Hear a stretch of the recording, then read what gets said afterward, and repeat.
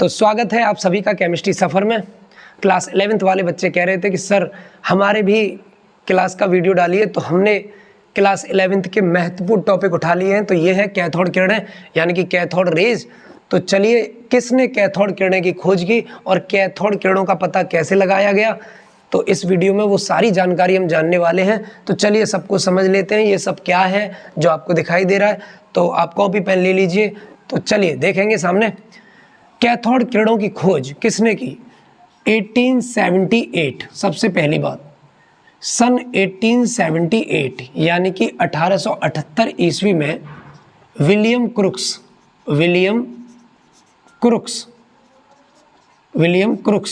नामक वैज्ञानिक ने कैथोड किरणों की खोज की थी। तो ये मैंने यहाँ पर नाम लिख दिया है। सबसे पहली बात आपको ये याद रखनी है। चलिए मैं एक बार वीडियो चेक कर लेता हूँ, सब कुछ सही चल रहा है कि नहीं, आपको दिखाई दे रहा है कि नहीं। आप कॉपी पेन ले लीजिए, बिल्कुल सही है, आपको सब कुछ दिखाई दे रहा है। तो चलिए, मैंने कहा कैथोड किरणों की खोज सन 1878 ईस्वी में विलियम क्रुक्स ने की थी। इतनी बात आपको पता चल गई। अब समझो कि विलियम क्रुक्स नाम का जो व्यक्ति है उसने क्या किया। सबसे पहले उसने ये कांच की बेलनाकार विसर्जन नली ली। इसको हम बोलेंगे कांच की बेलनाकार विसर्जन नली। इसकी दीवारें मोटी हैं, ये मोटी दीवार वाला कांच ले लिया। किसने? विलियम क्रुक्स ने। भाई ये पता कर रहा है, कुछ करना चाह रहा है, ये कैथोड किरणों की खोज करेगा। तो अब इसने क्या किया, नीचे एक पंप लगा दिया, निर्वात पंप लगा दिया वायुमंडलीय दाब के लिए। उच्च वोल्टता लगा दी ऊपर, और ये दो इलेक्ट्रोड लगा दिए हैं, जिस पर एक और एनोड है और दूसरी ओर कैथोड है। ये पूरा सिस्टम उसने बना लिया। अब सिस्टम बनाने के बाद उसने इसमें गैसें भरी। किसमें? इस विसर्जन नली में गैसों को प्रवाहित किया, गैसों को डाला, तो गैसें भर दी गई ऐसा। अब देख लीजिए एक एक चीज को। ये कांच की एक विसर्जन नली है, ये निर्वात पंप है, ऊपर उच्च वोल्टता लगा दी गई है, ये दो इलेक्ट्रोड हैं, दो धातु की रॉड हैं, और इसमें गैस को भर दिया गया है। ये सब कर दिया। किसने कर दिया? विलियम क्रुक्स ने। अब इतना करने के बाद उसने कुछ प्रेक्षण निकाले। प्रेक्षण मतलब कुछ निष्कर्ष निकाले, कंक्लूजन उसने निकाले। तो वो देखेंगे क्या है। इसने कुछ प्रेक्षण निकाले। क्या निकाले? मैंने यहाँ पर लिख दिया है प्रेक्षण। देखो, लिखने का काम बेशक बाद में हो जाए, एक बार आप अच्छे से समझ लो। उसने ये सब कर दिया, इसमें गैसें भर दी। क्या भर दी भाई? गैस को भर दिया, गैस को भर दिया।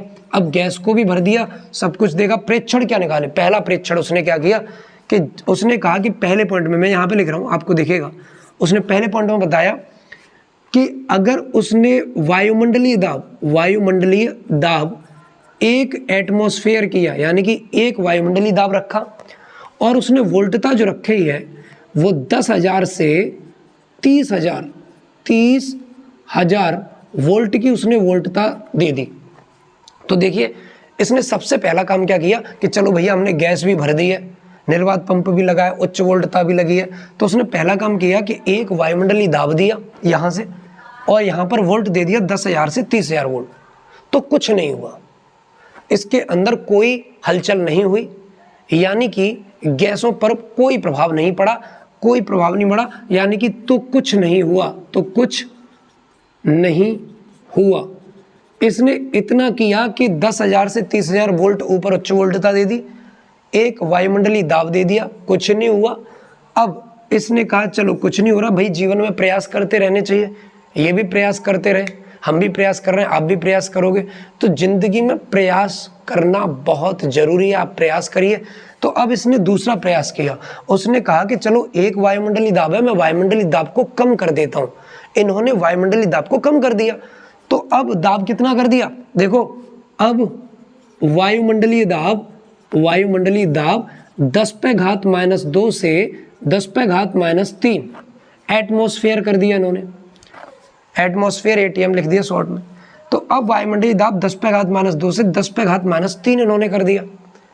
हाँ, जब इन्होंने वायुमंडलीय दाब कम किया तो इन्होंने देखा, यहाँ पर देखेंगे, मैं बता रहा हूँ, इन्होंने देखा कि कुछ चमक उत्पन्न हो रही है। ये देखिए, मैंने चमक ऐसे कर दी है, कुछ किरणें सी दिखाई दे रही हैं, कुछ चमक दिखाई दे रही है। ये रही, ये देखिए आप, ये चमक दिखाई दे रही है।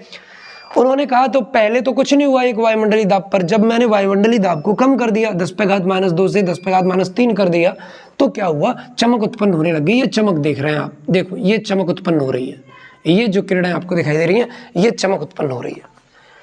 इन्होंने कहा अच्छा तो ये बात है, वायुमंडलीय दाब को कम कर रहे हैं तो कुछ ना कुछ तो घटना हो रही है। अब इन्होंने थर्ड पॉइंट में क्या किया, इन्होंने वायुमंडलीय दाब को 10⁻⁻4 कर दिया। 10⁻⁻4 ATM करने पर अब जब इन्होंने देखा कि 2 से 3 किया था तो चमक उत्पन्न हुई है। भाई चमक उत्पन्न हुई है, मैंने यहां पर लिख दिया। अब इन्होंने कहा कि जब हमने दाब को और कम कर दिया तो ये जो दीवार आपको दिखाई दे रही है एनोड वाली, ये सारी चमक आपकी गायब होती है। ऐसे करके गायब हो गई सारी चमक, और गायब होके जैसे ही 10⁻⁻4 ATM कर दिया निर्वात पंप जो प्रेशर है, तो ये दीवार आपकी मोटी हो जाती है। यानी कि यहाँ पर आपका लाइट आ जाता है, यहाँ पर आपकी चमक आ जाती है। तो ये देखिए इस तरह से इसका एक और डायग्राम अगर अलग से बनाना चाहें तो ये अलग से एक और डायग्राम बनता है जो कैथोड किरणों। साइंटिस्ट ने देखा कि भाई पहले हमने दाब कम एक ATM रखा तो कुछ नहीं हुआ, जब दाब को कम कर दिया, सारा खेल दाब का है, दाब कम कर रहे हैं। जब दाब को कम कर दिया तो चमक उत्पन्न हुई, जब दाब को और कम कर दिया तो दीवार मोटी हो गई एक साइड की। भाई हो क्या रहा है, इसने फिर क्या किया नेक्स्ट स्टेप यहाँ पर बताऊंगा। इसने फिर किया कि भैया एक काम करते हैं, दाब को और कम करके देख लेते हैं। तो इसने दाब को और कम किया, तो दाब और कम करने पर जब इसने दाब को और कम किया, अब ये दीवार जो मोटी थी अब वो मोटी नहीं रही है, अब वो दीवार मोटी नहीं रही है, यहाँ पर अंधेरा हो गया है। ये कैथोड के पास क्या हो गया, अंधेरा। यहाँ पर ये अंधेरा हो जाएगा, क्या हो जाएगा, अंधेरा हो जाएगा। तो दाब और कम करने पर क्या हो जाएगा, अंधेरा। तो भाई साइंटिस्ट मानेगा तो नहीं, कुछ ना कुछ करेगा। इसने कही अंधेरा हो गया। अब यही इसने लगातार ये क्रम रखा, दाब को कम करता चला गया और अंधेरा बढ़ता चला गया। अभी इतना है, फिर अंधेरा इतना हो जाएगा, फिर अंधेरा इतना हो जाएगा, पूरे में अंधेरा हो जाएगा। जब दाब इसने बहुत कम कर दिया तो कुछ समय बाद यहाँ पर हरे रंग की प्रतिदीप्ति उत्पन्न होती है, हरे रंग की स्क्रीनिंग आती है। तो हरे रंग की, कैसे रंग की, हरे रंग की स्क्रीनिंग आएगी। जब दाब और करेंगे तो कैसे रंग की, हरे रंग की स्क्रीनिंग आएगी। ऐसे करके कुछ लाइनें आएंगी, मैं इनको हटा के बता रहा हूँ। ये तो अंधेरा था, अंधेरा तो होता ही जाएगा। अब अंधेरे के बाद जो हरे रंग की लाइनें हैं वो मैं लाइनें करके आपको दिखा दे रहा हूँ दोस्त। तो ये रही वो लाइनें, देखो जरा, ये वो लाइनें हैं जो आपकी कैथोड से निकल रही हैं और एनोड की ओर जा रही हैं। हरे रंग की लाइनें हैं, इन्हीं को हम कहते हैं, यहाँ पर मैं लिख दूंगा कैथोड किरणें। इन्हीं को हम क्या कहते हैं, कैथोड किरणें। इधर लिख देता हूँ, कोई दिक्कत नहीं है, इधर हमारे पास जगह है, मैं यहाँ पर लिख देता हूँ कैथोड किरणें, कैथोड किरणें। तो आपको पता चल गया कि कैथोड किरणों की खोज किस प्रकार हुई। पूरी कहानी है। आप बता सकते हैं कि एक विसर्जन नली ली जिसका कांच जो है मोटा था, उसके अंदर गैसों को भरा। विलियम क्रुक्स ने कब लिया, 1878 ईस्वी में। उसने एक निर्वात पंप लगाया, ऊपर एक उच्च वोल्टता लगाई, तो उसने कुछ प्रेक्षण निकाले। पहला प्रेक्षण क्या है, पहला प्रेक्षण उसने ये निकाला कि जब वायुमंडलीय दाब 1 ATM था और वोल्ट 10,000 से 30,000 दिया तो कुछ नहीं हुआ। जब हमने वायुमंडलीय दाब को कम कर दिया तो चमक उत्पन्न हुई। जब वायुमंडलीय दाब को और कम कर दिया 10⁻⁻4 ATM करने पर क्या हुआ, दीवार मोटी होती है, दीवार मोटी होती है। और मोटी किस वजह से होती है, चमक आ जाती है। क्या आ जाती है, चमक आ जाती है, तो दीवार मोटी हो जाती है। और दाब और कम करने पर क्या हो जाता है, अंधेरा। फिर कुछ समय बाद हरे रंग की प्रतिदीप्ति उत्पन्न होती है और वहां से जो किरणें निकलती हैं, कैथोड किरणें हम उनको कहते हैं, ये कैथोड किरणें हैं। तो अब नेक्स्ट वीडियो में हम पढ़ेंगे कि कैथोड किरणों के गुण क्या हैं, कैथोड किरणों की जानकारी से हमें इलेक्ट्रॉन की खोज किस प्रकार हुई ये भी पता चलेगा।